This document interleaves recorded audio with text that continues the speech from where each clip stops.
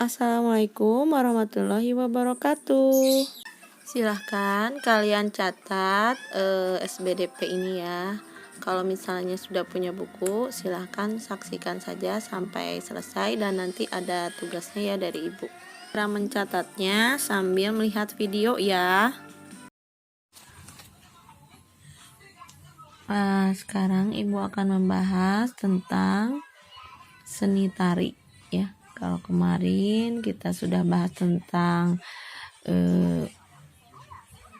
tari kreasi, nah sekarang kita akan membahas unsur-unsur dalam seni tari. Seni tari mengandung gerakan tubuh yang indah untuk menyampaikan pesan, pikiran, perasaan, dan suasana tertentu.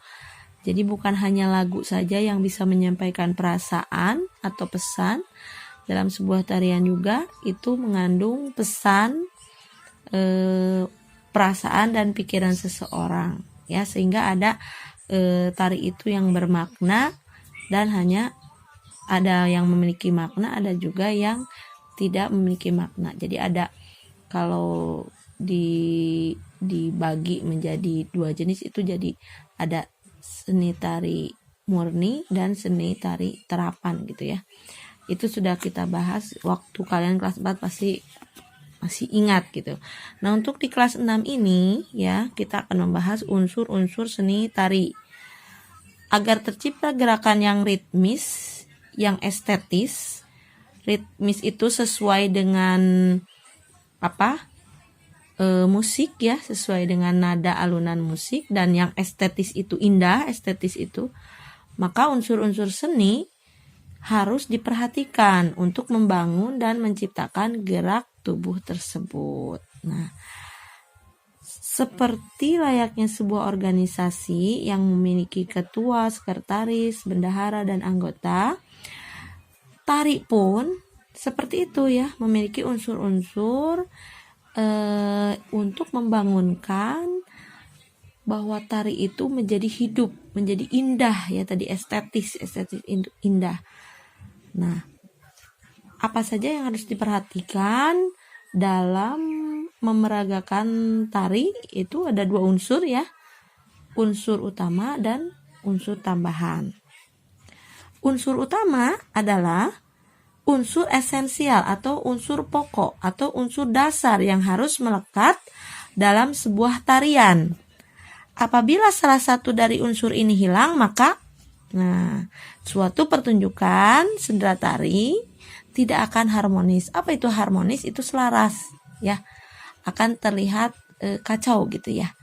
Nah, itu unsur utama. Jadi unsur harus ada, unsur yang pokok yang harus ada dalam peragaan seni tari. Rasanya ada yang kurang, bahkan bisa jadi penonton tidak lagi dapat mengerti maksud dan tujuan dari tarian tersebut. Maka dari itu, unsur utama ini menjadi poin atau hal yang sangat penting untuk keberhasilan suatu tari dibawakan atau diperagakan. Juga menjadi penilaian penting apabila tari ini menjadi pertunjukan yang dinilai oleh ahli seni. Nah, ada 3 unsur dalam unsur utama dalam seni tari ini. Ada 3 unsur utama. Unsur utama itu ada 3 gitu ya. Tadi kan unsur tari itu dibagi 2, unsur utama dan unsur tambahan. Nah, unsur utama dibagi lagi ke dalam 3 unsur. Yang pertama namanya wiraga. Nah, dalam bahasa Jawa berarti raga. Raga itu tubuh. Dalam konteks seni tari biasanya dikenal dengan gerakan, ya. Kalau dalam bahasa Jawa maraga, dalam bahasa seni tarinya itu wiraga, dalam bahasa Indonesianya itu gerakan. Tarian harus menonjolkan gerakan tubuh yang dinamis, ritmis, dan estetis ya. Dinamis itu gerakannya berubah-ubah gitu ya, ada pola-pola yang berubah. Dari satu musik ini, dari ritmis ini berubah lagi gerakannya. Seperti kalian kemarin memeragakan tarian Manuk Dadali contohnya ya. Musik pertama gerakannya bisanya ke samping, kiri ke kanan. Terus gerakan berikutnya setelah musik itu selesai, ke atas ke bawah, ada yang muter. Nah, itu namanya dinamis ya, berubah-ubah gerakannya itu. Ritmis sesuai dengan alunan nadanya gitu. Hentakan musiknya gitu ya kalau ritmis. Dan estetis harus terlihat indah, tadi estetis itu indah. Ya enak gitu. Orang yang menyaksikan peragaan tari itu nyaman, senang melihatnya. Terpukau gitu. Makanya Ibu kemarin memberikan penilaian bergantung kepada itunya, estetisnya, ada dinamisnya perubahan gerakan. Untuk di awal sampai ke akhir teh gitu gerakan nate misalnya tidak berubah, statis ya. Misalnya statis itu tetap tidak berubah. Tapi kan semuanya ada perubahan dinilai dari dinamisnya, betul nggak hentakannya ya, terus pakai tenaga enggak, sehingga terlihat estetis ya. Meskipun memang tidak semua gerakan dalam suatu seni tari memiliki maksud tertentu, gerak biasa atau gerak murni adalah gerakan dalam sebuah tarian yang tidak memiliki maksud tertentu. Nah, tadi sudah dibahas ya, gerakan murni itu tidak memiliki makna atau maksud. Sedangkan gerak maknawi atau terapan tadi ya, gerak maknawi itu gerakan dalam sebuah tarian yang memiliki makna mendalam dan memiliki maksud tertentu. Nah, jadi wiraga itu unsur utama. Kalau dalam bahasa Jawanya raga, dalam bahasa Indonesianya unsur utama tari itu yang pertama tuh gerakan atau wiraga atau raga. Nah, itu sama aja ya. Nah, di dalam gerak itu ada dua, gerak murni dan gerak maknawi. Kalau yang murni, gerak tersebut tidak memiliki makna atau maksud tertentu. Tetapi kalau dalam gerak maknawi, nah, gerakan dalam sebuah tarian itu yang memiliki makna atau arti, yang memiliki maksud tertentu. Nah, itu ya. Jadi gerakan itu terbagi menjadi dua.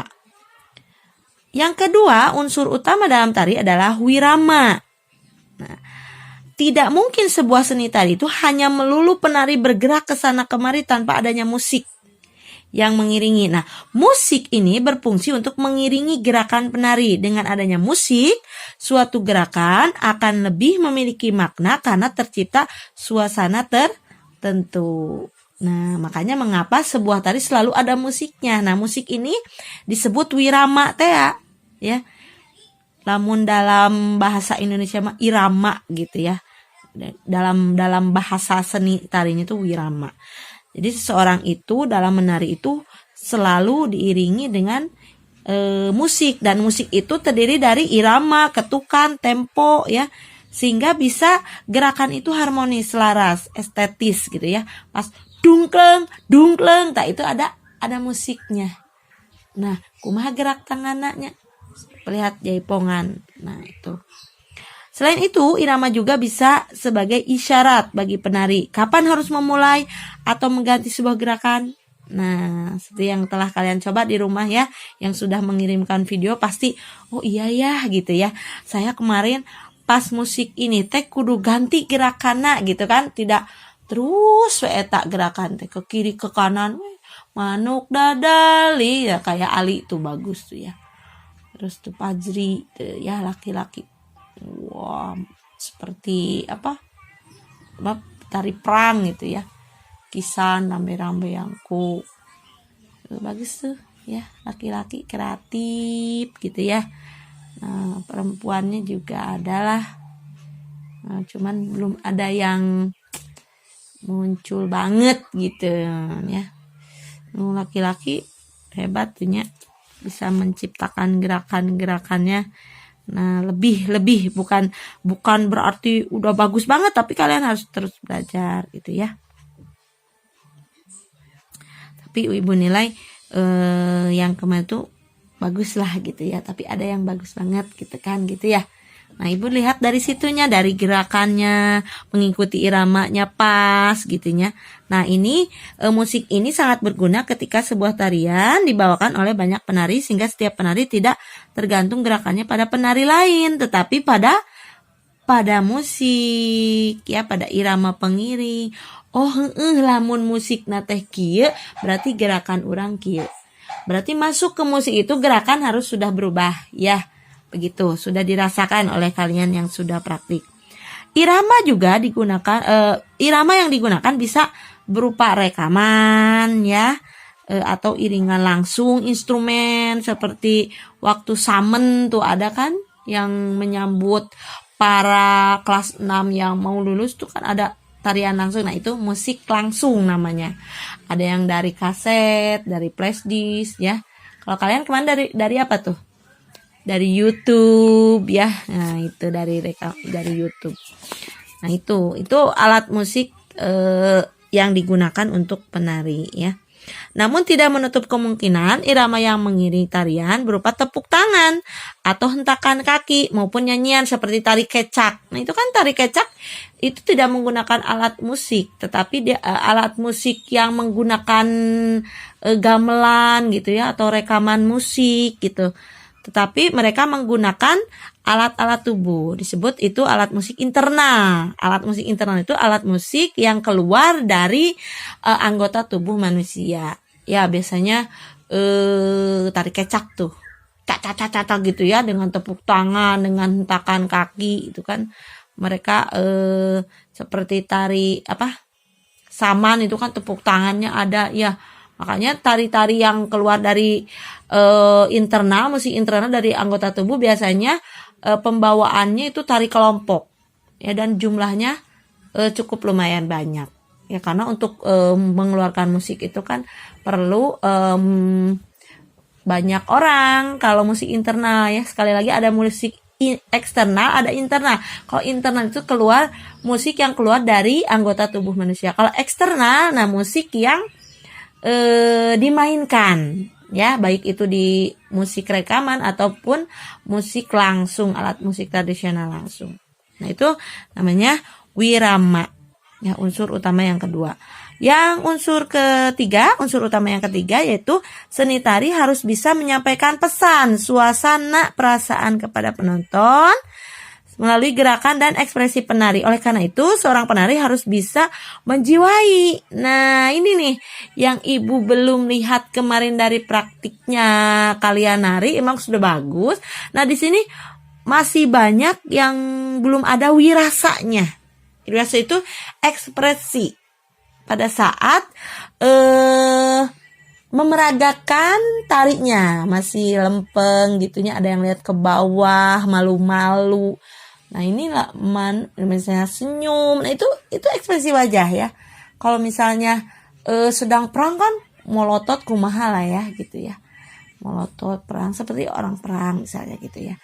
Atau tari manuk dadali senyum atau semangat. Jadi ada ekspresi wajah. Tong cakum gitunya. Tungkul gitu, ngahalulang gitunya. Ongkohnya nari itu harus berekspresi ya.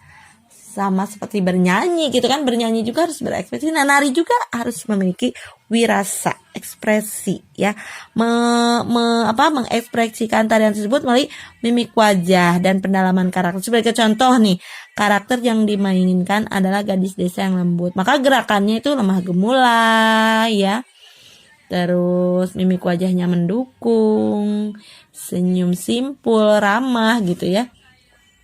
Nah, apa gunanya unsur ini? Untuk menguatkan suasana, karakter, estetika, tadi keindahan sebuah seni tari bila dikombinasikan dengan irama dan gerakan. Jadi harus harmoni gitu ya, antara gerakan, musik, dan ekspresi wajah itu harus selaras ya. Maka unsur rasa ini tidak dapat terlepas dari unsur esensial seni tari. Esensial itu pokok ya. Tanpa adanya rasa, makna tarian tidak akan dapat tersampaikan kepada penonton. Nah, itulah 3 unsur utama dalam tari. 1 gerakan tadi atau wiraga, 2 wirama musik, dan wirasa adalah rasa, ekspresi ya.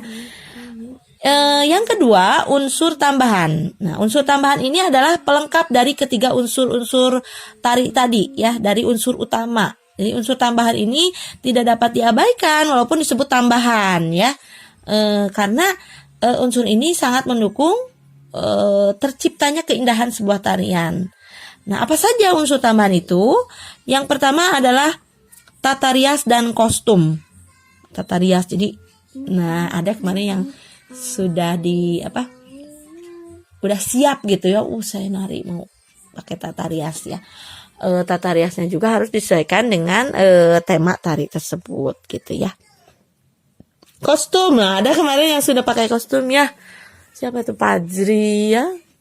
Ali udah pakai kostum tuh. Terus siapa? Kalisa ya pakai kostum ya. Laisa kostum atau properti ya. Karena ada beda antara kostum dan properti. Kalau kostum itu pakaian yang digunakan, kalau properti itu tambahan seperti selendang, nah itu properti ya. Lalu mahkota, kalau tari merak itu kan pakai mahkota, itu properti.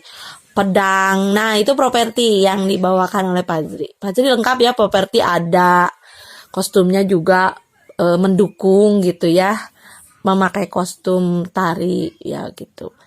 Cuman sebentar gitu ya, tapi udah bagus tuh kelengkapannya, udah ada unsur-unsur itu, unsur tambahannya udah ada.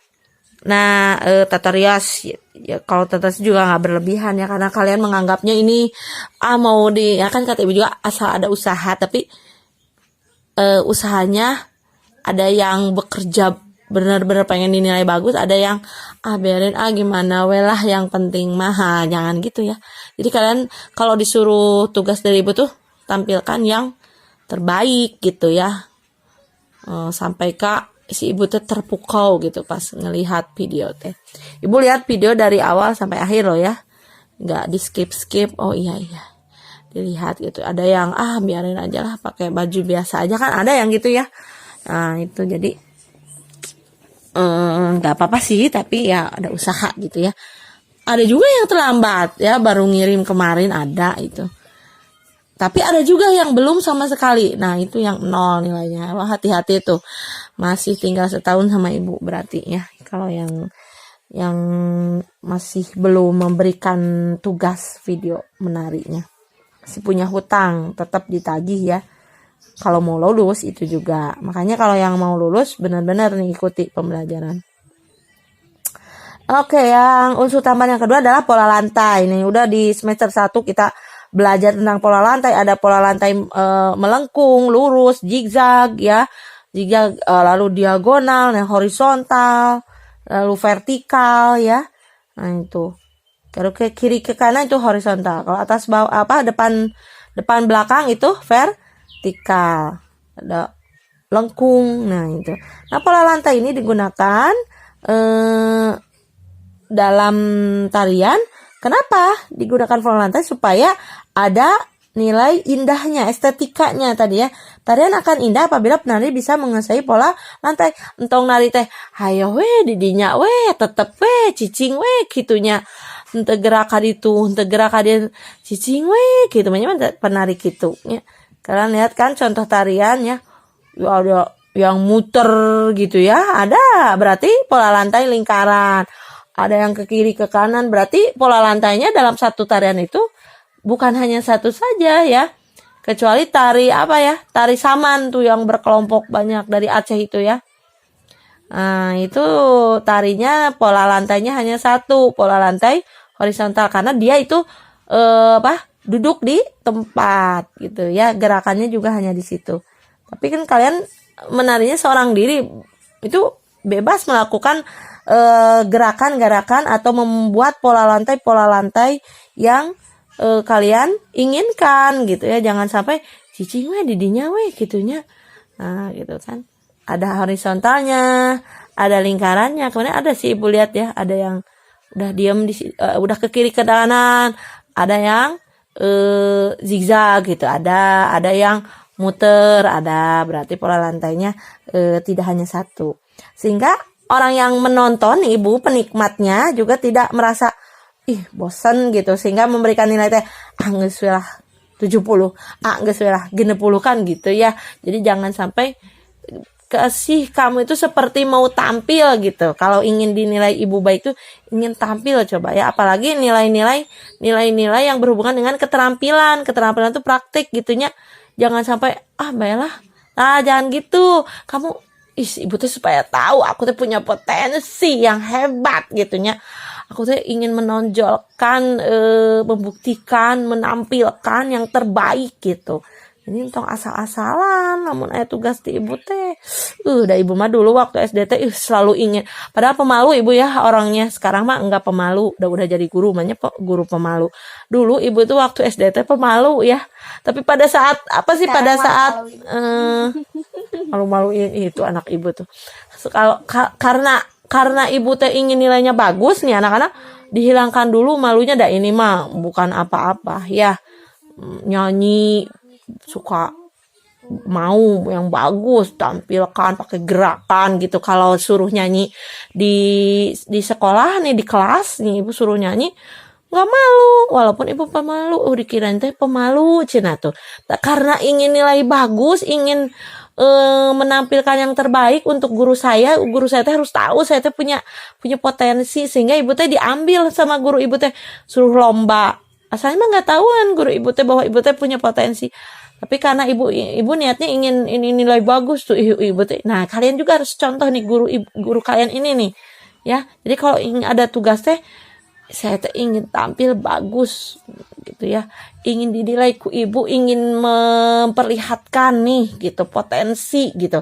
Jangan sampai kumaha we lah. Antong gitu nya lamun ada tugas keterampilan dari ibu teh. Nah, sama lagi dengan tugas pengetahuan. Saya harus nilai bagus kumaha carana. Da di rumah ieu mata di rumah, bukan di sekolahnya. Di sekolah mah nyontek juga kan. Pasti nya takut dimarahin. Kalau di rumah mah kan ya kalian buku ada, catatan ada, apalagi sekarang sudah boleh cina beli buku, udah ada di Bu Erna sok.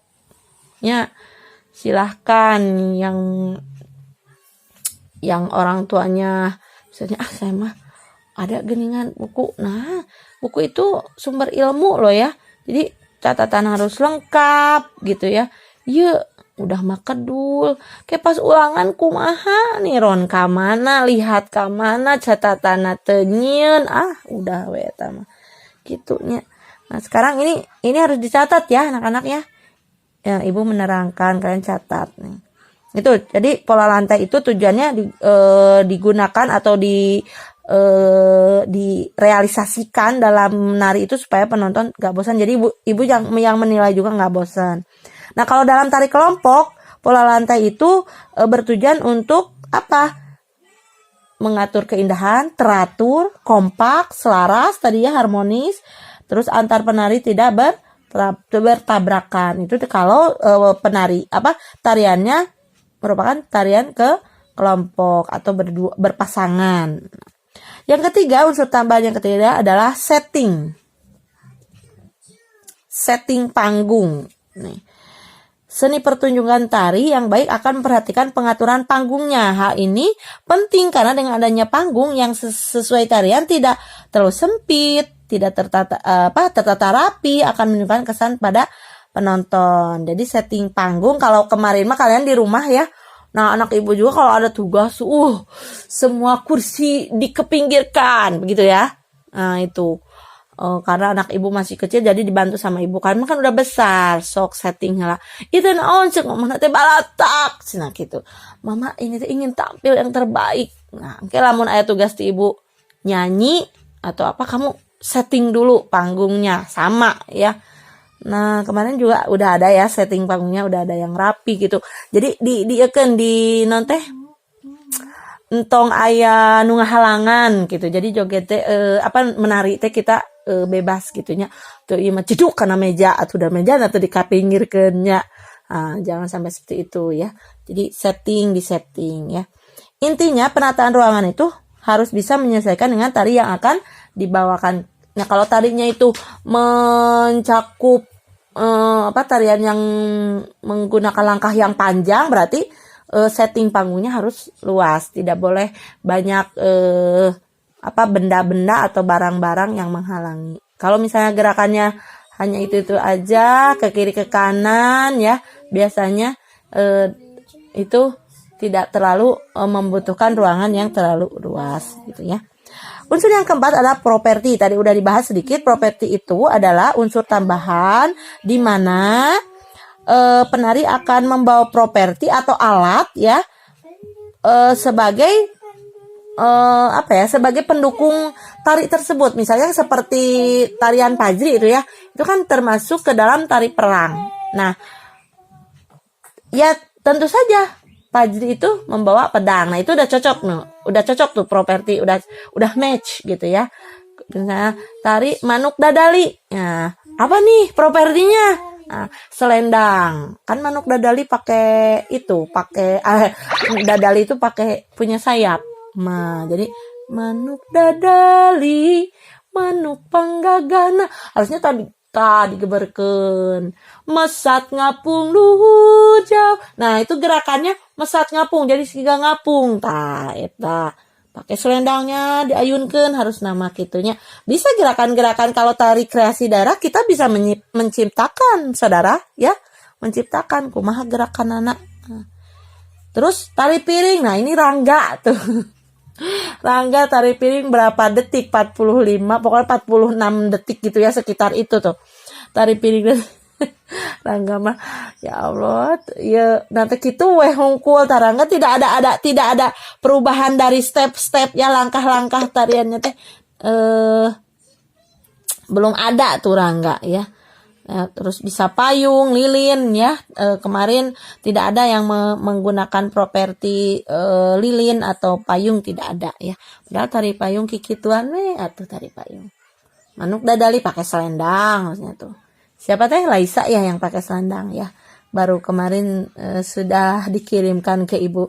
Hari apa tuh? Selasa ya. Apa Senin tuh ngirim video.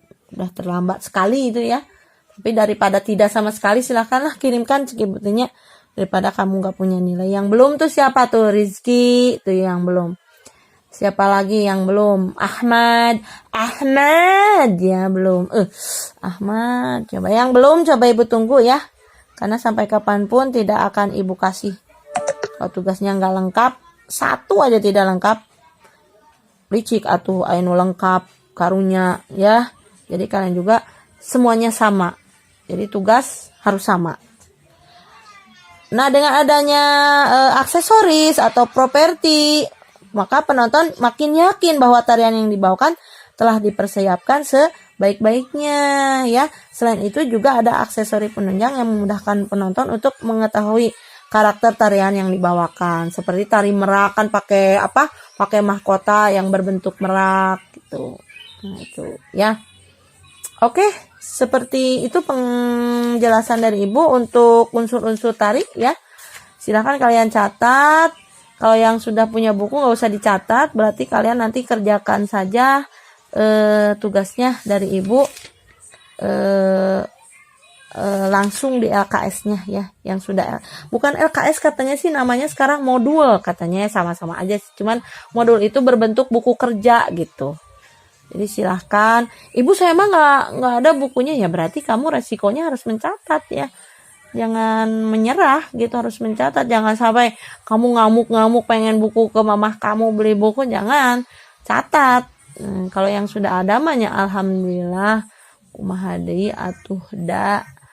Abdi mah kedah nyatet, kedah rajin berartinya ya. Yang wayahna gitu ya. Yang sudah punya buku silakan baca lagi, lihat lagi, lalu kerjakan di LKS-nya langsung ya.